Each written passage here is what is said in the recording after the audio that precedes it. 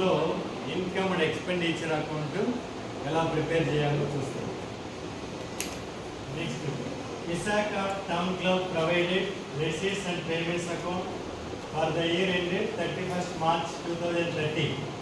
Prepare income and expenditure account. ఇందులో receipts debit side, అలాగే payments credit side ఇవ్వడం జరిగింది. రెసిప్ట్స్ వైపున బ్యాలెన్స్, అలాగే subscriptions, interest, sale of old furniture, entrance fee ఉన్నాయి. క్రెడిట్ సైడ్ ఎక్స్పెండిచర్స్ ఉన్నాయి. So salaries, rent, stationery, government bonds, balance carry down ఉన్నాయి. So ఇప్పుడు దీని నుంచి మనము income and expenditure account prepare చేసేటప్పుడు ఇక్కడ ఉన్న అంశాలని తీసుకోవాలనుకుంటే ఇన్కమ్ అండ్ ఎక్స్పెండిచర్ అకౌంట్ ఎలా తయారు చేస్తామంటే అది ఓన్లీ రెవెన్యూ ట్రాన్సాక్షన్స్ మాత్రమే తీసుకుంటాం. రెవెన్యూ ట్రాన్సాక్షన్స్ అంటే ఇంతకుముందు చెప్పిన క్లాస్లో రాబడి వ్యవహారాలు అని చెప్పినాము. రాబడి వ్యవహారాలు అంటే ఏవైతే రికరింగ్ నేచర్ ఉంటాయో అటువంటి వ్యవహారాలు మనము ఇక్కడ తీసుకోవాల్సి వస్తుంది. ఇన్కమ్ అండ్ ఎక్స్పెండిచర్ అకౌంట్ తెలుగులో మనం ఆదాయ వ్యయ కథ అంటాం. లాస్ట్ క్లాస్లో మనం లాస్ట్ వీడియోలో కూడా చేసాము. మనము ఏది రెవెన్యూని ఏది క్యాపిటల్ ఎక్స్పెండిచర్ అని చెప్పినాము. క్యాపిటల్ ఎక్స్పెండిచర్ అనేది నాన్ రికరింగ్ నేచర్ ఉంటుంది. సో రెవెన్యూ ఎక్స్పెండిచర్ అనేది రికరింగ్ నేచర్ ఉంటుంది, అంటే తరచు వస్తూ ఉంటాయి అన్నమాట. ఆ ఎక్స్పెండిచర్, ఆ రెసిప్ట్స్ అయినా కానీ, ఆ పేమెంట్స్ అయినా కానీ ఎప్పుడు రెగ్యులర్గా వచ్చేటివన్నీ కూడా రెవెన్యూ ఎక్స్పెండిచర్ లేదా రెవెన్యూ ఇన్కమ్ అని చెప్పి అంటాం. మరి వీటినే మనము నెక్స్ట్ అకౌంట్లోకి తీసుకెళ్ళాలి. ఈ రెసిప్ట్స్ని నెక్స్ట్ అకౌంట్లోకి తీసుకెళ్ళాలి. ఈ పేమెంట్స్ కూడా నెక్స్ట్ అకౌంట్లోకి తీసుకెళ్ళాలి. తీసుకెళ్ళేటప్పుడు ఎటువైపు వెళ్తాయి ఇవి అనేది చూసుకోవాలి. రెసిప్ట్స్లో కొన్ని ఐటమ్స్ అంటే ఓన్లీ రెవెన్యూ ట్రాన్సాక్షన్స్ ఏవైతే రికరింగ్ నేచర్ ఉన్నాయో, రికరింగ్ నేచర్ అంటే తరచూ వచ్చేటటువంటివి, ఆ రెసిప్ట్స్ ఏవైతే ఉన్నాయో, తరచూ వచ్చేటటువంటి వస్తువులు ఏవైతే ఉన్నాయో వాటిని రికరింగ్ నేచర్ అంటారు. రికరింగ్ నేచర్ అంటే ఏమి? పునరావృతం అయ్యేటటువంటి వ్యవహారాలు, తిరిగి వచ్చేది. వీటన్నిటిలో కనిపెట్టాలి మనం. ఏవైతే వస్తున్నాయో వాటిని మాత్రమే రెసిప్ట్స్లో వచ్చినటువంటి ఇన్కమ్ సైడ్ తీసుకెళ్ళాలి. ఆ తర్వాత పేమెంట్స్లో ఉన్నటువంటి వాటిల్లో కూడా ఏవైతే రెవెన్యూ ట్రాన్సాక్షన్స్, రెవెన్యూ ఎక్స్పెండిచర్ అయితే ఉందో, రెవెన్యూ ఎక్స్పెండిచర్ అంటే ఏంటంటే ఏదైతే రికరింగ్ నేచర్ ఉన్నటువంటి ఎక్స్పెండిచర్ని మనం రెవెన్యూ ఎక్స్పెండిచర్ అని చెప్పంటున్నాం. రికరింగ్ నేచర్ అంటే రెగ్యులర్గా వచ్చేటటువంటి ఎక్స్పెండిచర్, పునరావృతం అయ్యేటటువంటి ఎక్స్పెండిచర్. శాలరీస్ తీసుకుంటే మనం రెగ్యులర్గా వచ్చేటటువంటి ఎక్స్పెండిచర్.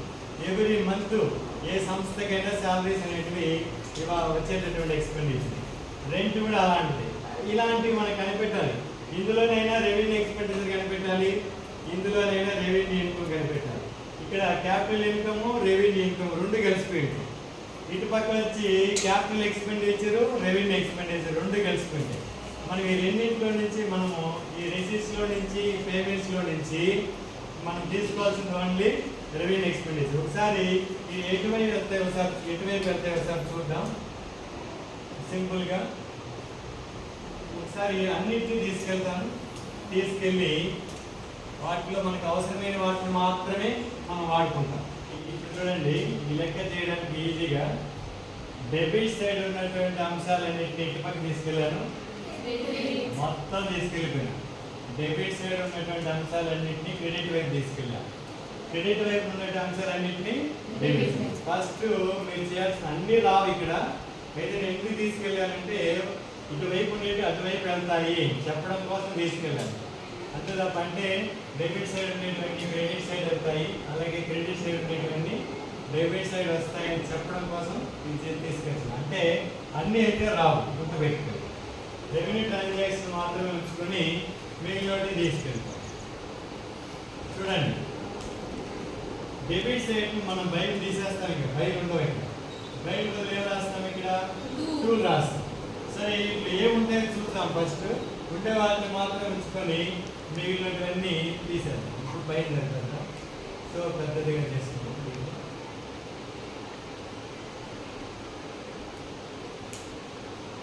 ఓకే, ఇందులో రికరింగ్ నేచర్ ఉన్నటువంటి ఎక్స్పెండిచర్, ఇందులో మామూలుగా చెప్పాలంటే, సింపుల్గా చెప్పాలంటే అసెట్స్ని తీసేయాలి. అసెట్స్ని తీసేసి, ఆస్తులను తీసేసి మిగిలిన పెట్టుకోవాలి. ఆస్తులు అనేటివి నాన్ రికరింగ్ నేచర్ ఉన్నటువంటి ట్రాన్సాక్షన్స్. అంటే ఒకసారి కొన్ని ఆస్తిని, ఫర్ ఎగ్జాంపుల్ వ్యాపార సంస్థ స్టార్ట్ చేసేటప్పుడు ఒక వ్యక్తి బిల్డింగ్ కొంటాడు, అలాగే ఫర్నిచర్ కొంటాడు, కంప్యూటర్ కొంటాడు, సో ఇతర ఆఫీస్ ఫర్నిచర్ ఏమైనా ఉంటే కొంటాడు. అంతేగాని ప్రతి ఇయర్ అలాగే కొంటూ ఉండడం, కాబట్టి అవి అసెట్స్ అవుతాయి. వాటిని మనం క్యాపిటల్ ఎక్స్పెండిచర్ అంటాం. అలా పెట్టుబడులు ఏమైనా ఉన్నా కూడా క్యాపిటల్ ఎక్స్పెండిచర్ అంటాం. అలాంటి క్యాపిటల్ ఎక్స్పెండిచర్ అయితే ఇక్కడ చూపించకూడదు. మనం అన్ని తీసుకొచ్చేసాం, అక్కడ ఉన్న ఎక్స్పెండిచర్ అన్ని ఇక్కడ తీసుకొచ్చినాము. ఎందుకు తీసుకొచ్చినామంటే అటువైపు ఉండేవి ఇటువైపు వస్తాయని చెప్పడం కోసం తీసుకొచ్చినాం. అందులో శాలరీస్ ఇవి వస్తాయి, ఇవి రికరింగ్ నేచర్ ఉన్నటువంటి ఎక్స్పెండిచర్. రికరింగ్ నేచర్ అంటే ఎలాంటిదంటే శాలరీస్ అనేది ఏ సంస్థకైనా ప్రతి నెల వచ్చేటటువంటి ఎక్స్పెండిచర్. అందువల్ల ప్రతి నెల వస్తుంది కాబట్టి ఎక్స్పెండిచర్, దాని పేరు రికరింగ్ నేచర్ అంటారు. కాబట్టి అలాగే రెంట్, ఒకవేళ మన సంస్థని వ్యాపార సంస్థని లేదా నాన్ ట్రేడింగ్ సంస్థని లేదా నాట్ ఫర్ ప్రాఫిట్ ఆర్గనైజేషన్ని ఏదైనా ఒక రెంట్ బిల్డింగ్లో నడుపుతాం అనుకోండి, ఆ సంస్థ రెంట్ 10 నెలలు కట్టాల్సిందే. కాబట్టి ఇది కూడా రికరింగ్ నేచర్ ఉన్నటువంటి ఎక్స్పెండిచర్. తర్వాత స్టేషనరీ, ఒక సంస్థకి స్టేషనరీ ఎంత అవసరం అంటే 10 రోజులు అవసరమే. ఫర్ ఎగ్జాంపుల్ ఏ స్టేషనరీ అనేది ఆ సంస్థ యొక్క స్వభావాన్ని బట్టి ఉంటుంది. ఫర్ ఎగ్జాంపుల్ కాలేజీ అనుకోండి, స్టేషనరీ ఏం కావాలి 10 రోజులు అంటే చాక్ పీస్ కావాలి, డస్టర్ కావాలి, ఆ తర్వాత రిజిస్టర్లు కావాలి కాలేజీకి కావాల్సినటువంటివి, తర్వాత బోర్డ్స్ కావాలి. ఇట్లాంటి బోర్డ్స్ అనేది క్యాపిటల్ ఎక్స్పెండిచర్ అవుతుంది. తర్వాత ఇలాంటి రోజువారీ అవసరాలకు ఏవైతే అవసరమో పెన్ను, పేపరు, ఆ తర్వాత ఇలాంటివి పిన్స్, ఇలాంటివన్నీ స్టేషనరీ కిందగా వస్తాయి. ఇవి ఒక్కసారి కొనేస్తే జీవితాంతం సరిపోతాయంటే సరిపోవు. సో ఒక్కసారి కొంటే వాటి వల్ల ఉపయోగం అనేది 1 year కంటే మించి మనకు వచ్చేటట్టయితే అది క్యాపిటల్ ఎక్స్పెండిచర్. వాటిని మనం అసెట్స్ అంటాం. అసెట్స్ ఫర్ ఎగ్జాంపుల్ ఒక బిల్డింగ్ కడితే మనకు 1 year కంటే ఎక్కువ ఉపయోగపడుతుంది కాబట్టి ప్రతి ఇయర్ మనం బిల్డింగ్ పైన ఎక్స్పెండిచర్ చేయం, కాబట్టి అది క్యాపిటల్ ఎక్స్పెండిచర్. క్యాపిటల్ ఎక్స్పెండిచర్కి ఇక్కడ అవకాశమే లేదు. క్యాపిటల్ ఎక్స్పెండిచర్ అంటే ఏంటి? స్థిరాస్తులు లేదా ఆస్తులు. ఆస్తులు ఎటువంటి పరిస్థితులు ఇక్కడ చూపించడానికి లేదు. ఫర్ ఎగ్జాంపుల్ ఇక్కడ ఆస్తి ఇక్కడ ఒకటి ఉంది, బ్యాలెన్స్ క్యారీడ్ డౌన్ అని. ఇది ఇంతకుముందు తెచ్చినటువంటి ఈ వ్యవహారాలన్నీ కూడా రిసీట్స్ అండ్ పేమెంట్స్ అకౌంట్ అనేది తెచ్చాం. తెచ్చి ఏం చేసామంటే కొన్ని తీసేస్తున్నాం, అన్ని లేకుండా కొన్ని తీసేస్తున్నాం. ఏవైతే నాన్ రికరింగ్ ఉన్నాయో అవి తీసేస్తున్నాం. ఫర్ ఎగ్జాంపుల్ ఇది బ్యాలెన్స్ అంటున్నాడు కాబట్టి ఈ బ్యాలెన్స్ అనేది క్యాష్ బ్యాలెన్స్. క్యాష్ అనేది అసెట్ కాబట్టి చూపించు. అర్థమైందా? నెక్స్ట్ ఆ తర్వాత గవర్నమెంట్ బాండ్స్. గవర్నమెంట్ బాండ్ అనేది కూడా ఇన్వెస్ట్మెంట్. ఏదైనా ఒక సంస్థ ఏదైనా బాండ్లో పెట్టుబడి పెట్టినట్లయితే ఆ సంస్థకి అది అసెట్తో సమానం. కాబట్టి ఆస్తులు ఇక్కడ చూపించడానికి వీలు లేదు కాబట్టి తీసేస్తుంది. చూడండి, ఇప్పుడు మనము ఇంతకుముందు అకౌంట్లో రిసీట్స్ అండ్ పేమెంట్స్ అకౌంట్లో నుంచి తెచ్చినటువంటి అంశాలలో మనము 3 మాత్రమే మిగిలించి ఏవైతే బాగో అసెట్స్ ఏవైతే ఉంటాయో అసెట్స్ తీసేస్తాం. సింపుల్గా చెప్పాలంటే ఆస్తుల్ని తీసేయాలి, రెవెన్యూ ఎక్స్పెండిచర్ మాత్రమే పెట్టుకోవాలి. ఆ తర్వాత ఇందాక చెప్పాను బైలు 2 అవుతాయని చెప్పాను ఇందాక. సో రిసీట్స్ అండ్ పేమెంట్స్ అకౌంట్లో ఏవైతే బై అని రాస్తామో వాటిని ఇక్కడ 2గా రాసుకుంటుంది. 2 అని రాసుకుంటాం. సరే, దీన్ని కొంచెం పెద్దగా రాసుకొని అక్కడున్న అమౌంట్ మనం రాసుకుంటాం. So first amount 2 salaries. Second అంత అమౌంట్ 8,000. నెక్స్ట్ దీనికి అడ్జస్ట్మెంట్ ఏమైనా ఉంటే చూసుకోవాలి. అడ్జస్ట్మెంట్ ఆ ఇయర్ అంటే కలపాలి, ఏ ఇయర్ అంటే తీసేయాలి. అంటే లాజిక్, మీరు పెద్దగా గుర్తు పెట్టుకోవాల్సిన లేదు. ఫర్ ఎగ్జాంపుల్ శాలరీస్కి ఏమైనా అడ్జస్ట్మెంట్ ఉందంటే ఇక్కడ అడ్జస్ట్మెంట్స్ లేవు శాలరీస్కి. సో ఈ ఇయర్ వ్యవహారాలని ఉంచాలి, ఏరే ఇయర్ వ్యవహారాన్ని తీసేయాలి. సంబంధిత ఓల్డ్ నుంచి తీసేయాలి వేరే ఇయర్. లాస్ట్ ఇయర్ కూడా మనం ఫైనల్గా కొంచెం చేసాం ఇదే మ్యాటర్. మనం అడ్జస్ట్మెంట్ ఎప్పుడు కూడా కరెంట్ ఇయర్ ట్రాన్సాక్షన్స్ అయితే కలుస్తాయి, ఏరే ఇయర్ అయితే తీసేస్తాం. ఇది పాయింట్ అడ్జస్ట్మెంట్. సో శాలరీస్కి ఏం అడ్జస్ట్మెంట్ లేదు. నెక్స్ట్ పదవి ఏమిటి ఇక్కడ? శాలరీస్ తర్వాత రెంట్కి అడ్జస్ట్మెంట్ ఉంది కాబట్టి రెంట్ అమౌంట్ 1,500 ఇంటర్ కాలంలో వేసుకొని మన అడ్జస్ట్మెంట్ చదువుతున్నాం. Rent includes ₹300 paid for the last year. అన్నారు. సో మన వాడు ఏరే ఇయర్ అని వాడే చెప్తున్నాడు కాబట్టి ఏరే ఇయర్ ట్రాన్సాక్షన్స్ ఏం చేస్తాం మనము తీసేస్తాం. తీసేస్తాం కాబట్టి కావాలంటే సింపుల్గా మైనస్ ప్రీవియస్ ఇయర్ లేదా లాస్ట్ ఇయర్ రెంట్ అని కూడా రాయొచ్చు సింపుల్గా. లాస్ట్ ఇయర్ రెంట్ 300, ఇది మైనస్ చేసి 1200. సో నెక్స్ట్ ట్రాన్సాక్షన్ ఏముంది ఇక్కడ మనకి ఇందాక మనం తీసుకొచ్చిన వాటిలో బై స్టేషనరీ ఉంది, దాన్ని మనం టూ స్టేషనరీగా మార్చుకుంటుంది. టూ స్టేషనరీ ఇలా పదం రాసిన తర్వాత దీనికి సంబంధించిన ఇన్ఫర్మేషన్ ఏమన్నా అడ్జస్ట్మెంట్ లో ఉందా అని ఒకసారి చూస్తాం.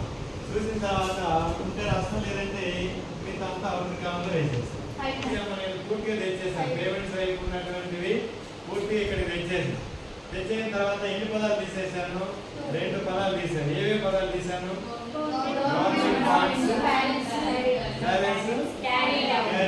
రెండు తీసేసాను అంతే కదా. ఇప్పుడు ఒక వేసి తింటే అవి రెండే ఉంటాయి ఎక్స్ట్రా. సో అప్పుడు ఈజీగా అయిపోతుంది లెక్క. నెక్స్ట్ ఇక్కడ చూడండి, ఇక్కడ కూడా మనం బ్యాలెన్స్ ఏమైనా ఉంటే తీసేస్తాం. బ్యాలెన్స్ ఏవైతే రికరింగ్ నేచర్ ఉన్నటువంటిది అయితే తీసుకుంటాం, బ్యాలెన్స్ తీసేస్తాం. బ్యాలెన్స్ అంటే ఇది cash receives and payments account తెచ్చినాం కాబట్టి అది క్యాష్ బుక్తో సమానం కాబట్టి క్యాష్ బ్యాలెన్స్ అనుకుంటున్నాం కాబట్టి దాన్ని తీసేస్తాం. ఆ తర్వాత రికరింగ్ నేచర్ ఉన్నటువంటి వాటి వ్యవహారాలు మాత్రమే ఇక్కడ తీసుకురావాలి. అంటే ఇది టౌన్ క్లబ్ ఇది విశాఖ క్లబ్ అని చెప్పారు. క్లబ్ అనేది క్లబ్కి రెగ్యులర్గా వచ్చేది ఖచ్చితంగా ఏమై ఉంటుందంటే సబ్స్క్రిప్షన్స్, చందాలు. సో క్లబ్లో చేరేవాడు మెంబర్షిప్ తీసుకుంటాడు. సో ప్రతి ఇయర్ కట్టాలి ఇన్కమ్ కాబట్టి అది రికరింగ్ నేచర్ ఉన్నటువంటి ఇన్కమ్ కాబట్టి తీసుకోవచ్చు. సో ఎందుకు సబ్స్క్రిప్షన్ కట్టాలంటే క్లబ్లో మ్యాగజైన్ కూడా సబ్స్క్రిప్షన్ కట్టవచ్చు. మ్యాగజైన్ వస్తుంది కదా, మ్యాగజైన్ కట్టవచ్చు. లేదా క్లబ్లో ఏమైనా స్పోర్ట్స్లో పాల్గొనడానికి సబ్స్క్రిప్షన్ కట్టచ్చు, లేదా నేర్చుకోవడానికి సబ్స్క్రిప్షన్స్ కట్టచ్చు. కాబట్టి ఇట్లా ఏదో ఒకటి కట్టచ్చు. కాబట్టి ప్రతి మంత్ కానీ ఇయర్లో ఎప్పుడో ఒకసారి అది రికరింగ్ నేచర్ ఉండాలి కాబట్టి రికరింగ్ నేచర్ ఉన్నటువంటి ఇన్కమ్ కాబట్టి దీన్ని తీసుకుంటాం. అలాగే ఇంట్రెస్ట్ అనేవి కూడా మనం నెల క్యాలిక్యులేట్ చేసేటివి లేదా సంవత్సరానికి ఒకసారి రిసీవ్ చేసుకునేటివి. ఇది రికరింగ్ నేచర్ ఉన్నటువంటి ఇన్కమ్. అలాగే సేల్ ఆఫ్ ఓల్డ్ ఫర్నిచర్ అన్నాడు. ఫర్నిచర్ అమ్ముకోవడం అనేది వ్యాపారం, ఈ నాన్ ట్రేడింగ్ ఆర్గనైజేషన్ యొక్క విధి కాదు. ఆస్తులు అమ్ముకుంటూ కూర్చుంటారా వాళ్ళు రోజు అమ్ముతూ కూర్చుంటే వాళ్ళ సంస్థలు ఏం ఆస్తులు ఉండవు. కాబట్టి రికరింగ్ నేచర్ ఉన్నటువంటి ఇన్కమ్ అది కాదు. ఆస్తులు అమ్మితే రాయకూడదు. ఆస్తులు కొన్నప్పుడు రాయలేదు ఇటువైపు. ఆస్తులు అన్ని తీసేసాం కదా ఇక్కడ. అసెట్స్ ఎప్పుడైతే కొన్నప్పుడు రాయమో అమ్మితే కూడా రాయకూడదు. కాబట్టి వీటిని కూడా తీసేస్తున్నాం. ఏం తీసేస్తున్నాం మనం? సేల్ ఆఫ్ ఫర్నిచర్ తీసేస్తున్నాం. ఆ తర్వాత ఎంట్రన్స్ ఫీజు అంటున్నాం. ఇది రాయొచ్చు. ఎంట్రన్స్ ఫీజు అనేది ప్రవేశ రుసుము అని చెప్పి అంటారు. ఇది ప్రతి ఇయర్ ఎవరైనా క్లబ్లో చేరే వాళ్ళు కట్టేవాళ్ళు కాబట్టి ఇది కూడా ఎంట్రన్స్ ఫీజు కూడా మనం రికరింగ్ నేచర్ ఉన్నటువంటి ఇన్కమ్గా తీసుకోవచ్చు. సో ఇటువైపు 3 మిగిలిన, ఇటువైపు 3 మిగిలిన. మరి ఈ 3ని మనం పెద్ద పదాలుగా రాసుకున్నాం. ఒకసారి గుర్తుపెట్టుకోండి. ఫస్ట్ పదం ఏంటి? 2లు రైట్ అవుతాయి. ఫస్ట్ పదం ఏంటి? సబ్స్క్రిప్షన్స్. చందాలు అంటారు తెలుగులో. సబ్స్క్రిప్షన్స్ 6,500.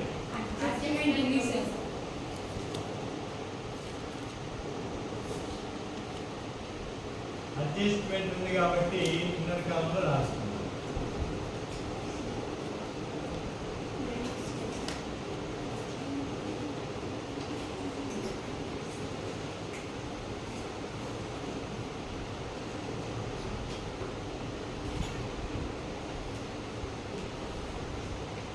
చదవండి ఒకసారి. Adjustment subscriptions include 500 received for the last year. నేను చెప్పాను కదా, ఈ ఇయర్ అయితేనే సింపుల్ లాజిక్, ఆ ఇయర్ అయితేనే యాడ్ అవుతాయి, ఇయర్ అయితే లెస్ అయిపోతాయి. దేంట్లో లెస్ అవుతాయంటే మనం దేని గురించి మాట్లాడుతున్నాం ఇక్కడ? సబ్స్క్రిప్షన్స్ లోనే లెస్ అవుతాయి. చందాలు అంటుంది తెలుగులో. కాబట్టి లాస్ట్ ఇయర్ సబ్స్క్రిప్షన్స్ అని చెప్పి రాస్తాం మనం. సింపుల్ గా లాస్ట్ ఇయర్ అని కూడా రాయొచ్చు, లేదా లాస్ట్ ఇయర్ సబ్స్క్రిప్షన్స్ అని చెప్పి రాయొచ్చు. 500 రూపీస్. 500 రూపీస్ లెస్ చేస్తే 6,000 సంవత్సరం కాలం వేసేస్తాం. నెక్స్ట్ ఇంతకు ముందు చెప్పాను కదా మనం ఏమేమి చెప్పాము దాకా. ఇంట్రెస్ట్. నెక్స్ట్ ఇంట్రెస్ట్ అయినా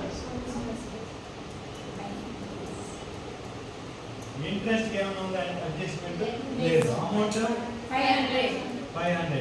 నెక్స్ట్ ఎంట్రన్స్ ఫీజ్ 4000. దీనికి అడ్జస్ట్మెంట్ లేదు. అయితే ఇక్కడ ఒక అడ్జస్ట్మెంట్ ఉండాలి. ఇక్కడ book value of furniture sold 1000 rupees అని ఇందాక చెప్పాము. అసెట్స్ అమ్మితే రాయము, అసెట్ కొంటే కూడా రాయము. మరి ఈ అడ్జస్ట్మెంట్ ఎందుకు ఇచ్చినాడంటే ఈ 1000 రూపీస్ వాల్యూ ఉన్నటువంటి ఫర్నిచర్ని ఎంత కమ్మాడు? లెక్కలో 800 కమ్మాడు. అప్పుడు లాభం నష్టమా? 1000 రూపీస్ ఉన్నటువంటి ఫర్నిచర్ ని 800 అమ్మేసాం.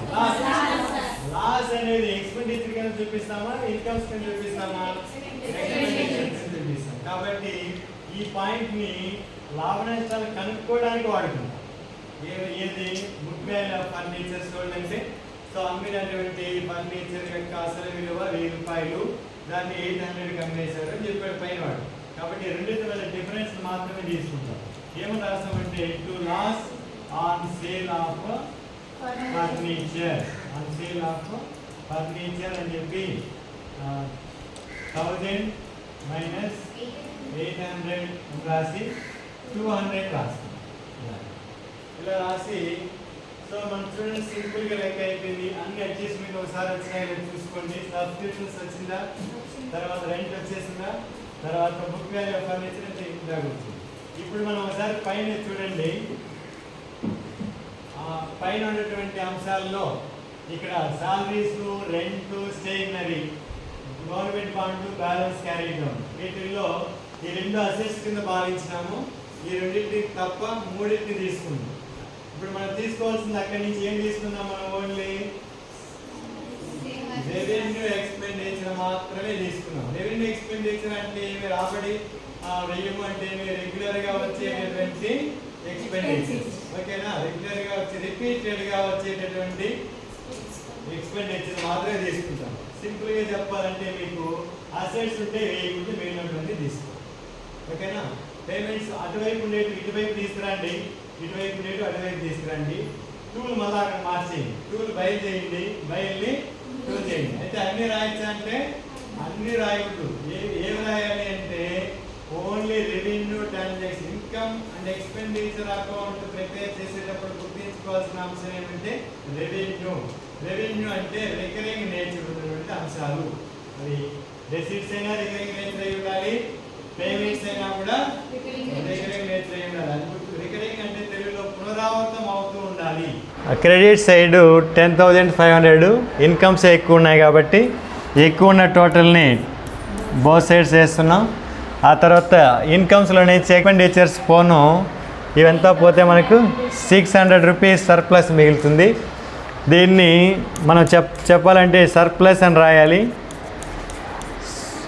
సర్ప్లస్ అంటే అర్థం ఏమంటే ఆదాయం మిగిలింది అని. So excess of income over expenditure అని రాయాలి పూర్తిగా. లేదంటే కూడా సర్ప్లస్ అని రాసేస్తే కూడా సరిపోతుంది మిగిలిని. కాబట్టి ఇది ఈ విధంగా మనము ఇన్కమ్ అండ్ ఎక్స్పెండిచర్ అకౌంట్ని ప్రిపేర్ చేస్తాం.